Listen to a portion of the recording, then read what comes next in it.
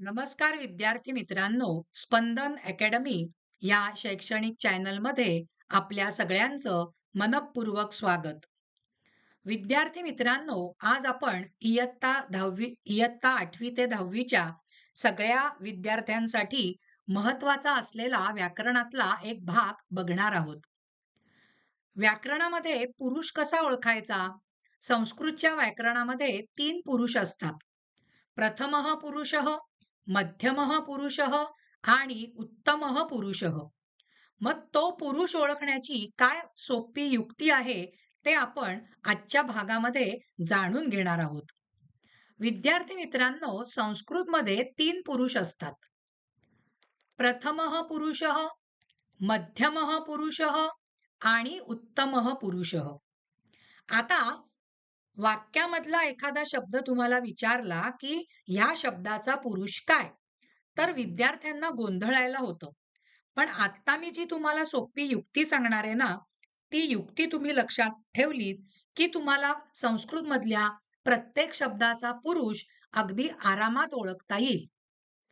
लक्ष द्या, अस्मत् जे सर्वनाम आहे इयत्ता 8वी मध्ये असलेलं, त्या अस्मत् सर्वनामाच्या तक्त्यातला एखादा शब्द किंवा एखादं रूप तुम्हाला जर का विचारलं, तर त्या शब्दाचं किंवा त्या रूपाचा पुरुष सांगायचा उत्तमः पुरुषः.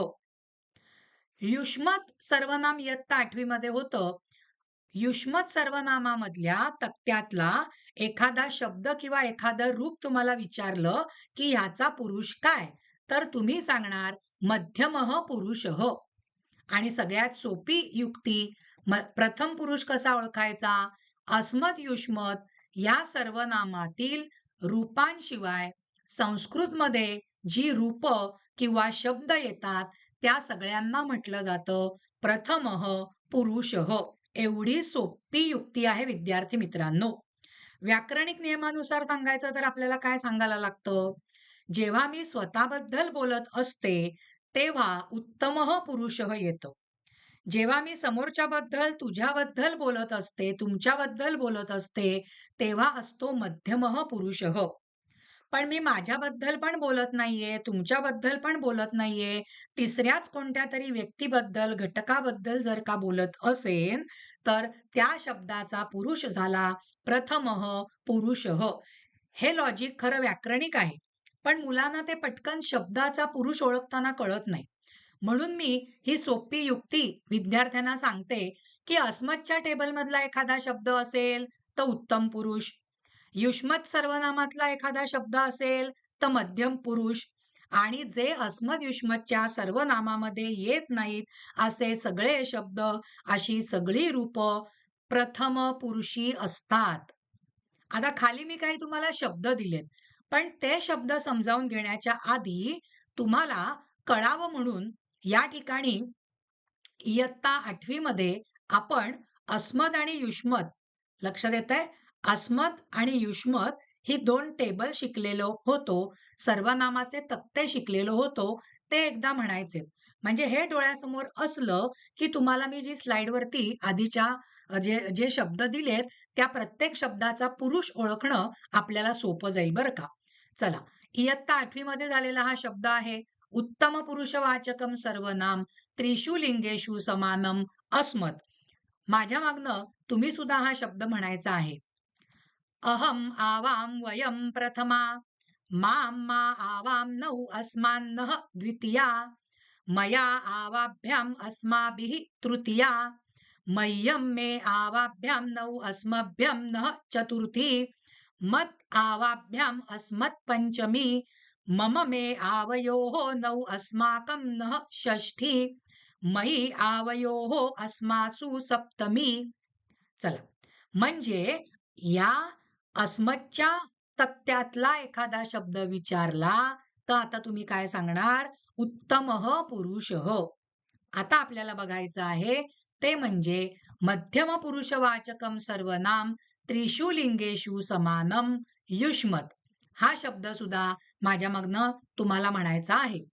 त्वं युवां यूयं प्रथमा, त्वां त्वा युवां वां युष्मान् वः द्वितीया, त्वया युवाभ्यां युष्माभिः तृतीया, तुभ्यं ते युवाभ्यां वां युष्मभ्यं वः चतुर्थी त्वत् युवाभ्यां युष्मत् पंचमी तव ते युवयोः वां युष्माकं वः षष्ठी त्वयि युवयोः युष्मासु सप्तमी. आता हे शब्द आपल्या नजरेसमोर आहेत आणि आता आपण इथे मी काही शब्द दिलेले आहेत त्या प्रत्येकाचा आपल्याला पुरुष ओळखायचा आहे. पहिला शब्द आहे नदी. मग आपण चेक करूया अस्मद युष्मद मध्ये ह्या दोन तक्त्यांमध्ये तुम्हाला नदी शब्द दिसतोय का विद्यार्थी मित्रांनो? नदी रूप दिसतंय का? नाही दिसत. म्हणजेच नदी हा शब्द प्रथम पुरुषी आहे, जे आपण इथे लिहिलेला आहे. आता अहम शब्द, मग आपण चेक करूया अहम शब्द अस्मद युष्मद मध्ये कुठे येतो आहे का? तर तुमच्या लक्षात येईल हो, अस्मद मध्ये अहम शब्द आलेला आहे, अहम रूप आलेलं आहे. म्हणजेच अहम हे रूप काय झालेलं आहे, तर उत्तम पुरुषाचं, जे आपण उत्तम पुरुषाच्या पुढे लिहिलेलं आहे. आता जाऊया मर्कटः शब्दाकडे. मर्कटः शब्द कोणता आहे ओळखायचं असेल तर बघा अस्मद युष्मद मध्ये तुम्हाला दिसतंय का मर्कटः छापलेलं कुठे? नाही दिसत आहे. म्हणजेच मर्कटः हा शब्द कसा झालेला आहे? प्रथमः पुरुषः, प्रथम पुरुषी शब्द झालेला आहे. आता जलम, आपण अस्मद युष्मद मध्ये जलम कुठे छापलंय का बघूया. नाही छापलेलं, बघा दिसतंय का? नाही दिसत आहे. म्हणजेच जलम हा शब्द प्रथम पुरुषी आहे. का प्रथम पुरुषी आहे? कारण अस्मद युष्मदच्या तक्त्यामध्ये जे शब्द येत नाहीत ते सगळे प्रथम पुरुषी शब्द असतात. चला, पुढचा शब्द आहे त्वम.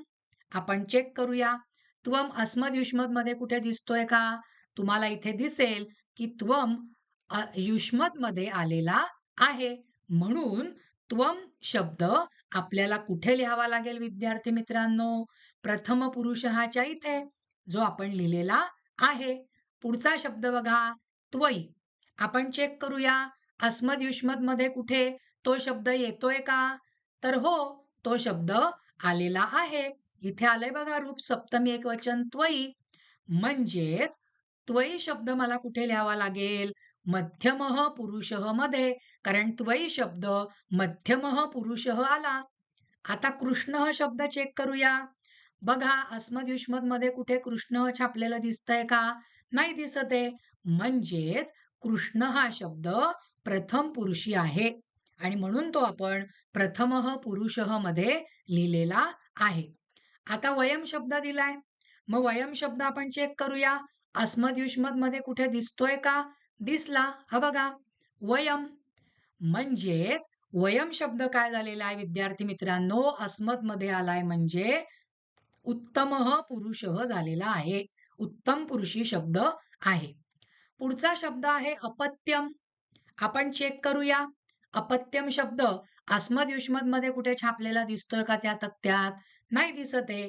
म्हणजेच अपत्यम हा शब्द प्रथम पुरुषी आहे, म्हणून तो आपण प्रथमः पुरुषः मध्ये लिहिलेला आहे. पुढचा शब्द आहे मया. चेक करूया अस्मद युष्मद मध्ये कुठे दिसतंय का?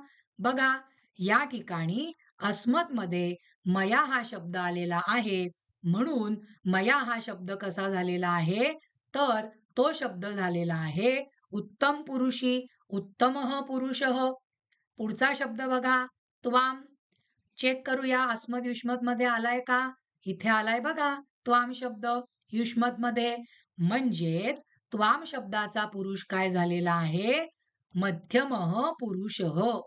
आणि नंतर आलेला आहे नृपः.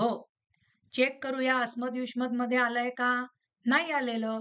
म्हणजेच नृप हा शब्द प्रथम पुरुषी आहे, प्रथमः पुरुषः मध्ये, म्हणून आपण तो लिहिला.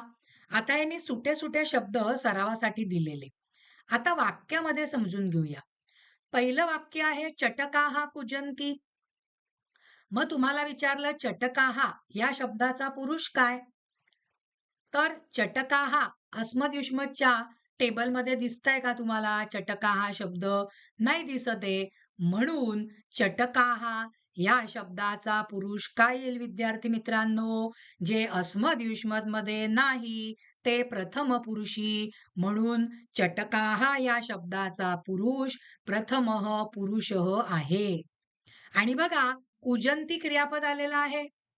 चटका हा काय झालं प्रथम पुरुष आणि वचन काय आहे बहुवचन, म्हणून इथे बघा प्रथम पुरुषी बहुवचनी आलंय क्रियापदाचं रूप. तीतः अंती प्रथम पुरुष म्हणून कुजंती आलं. पुढे बघा छात्रः लिखती. चला आता छात्रः शब्दाचा आपल्याला पुरुष ओळखायचा आहे. आपला सोप्पा नियम, सोपी आयडिया. अस्मद युष्मद मध्ये आलाय का छात्रः शब्द? नाही. म्हणून छात्रः शब्द हा प्रथम पुरुषी शब्द आलेला आहे.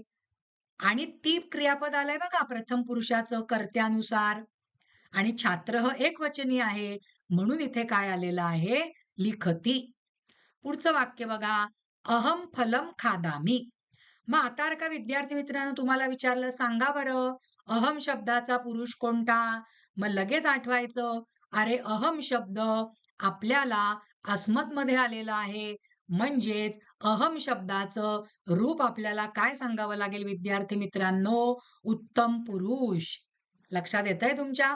तुम्हाला जर का विचारलं फलम शब्दाचा पुरुष सांगा, मग लगेच आपण चेक करूया अस्मद युष्मद मध्ये फलम शब्द कुठे छापलेला दिसतोय का?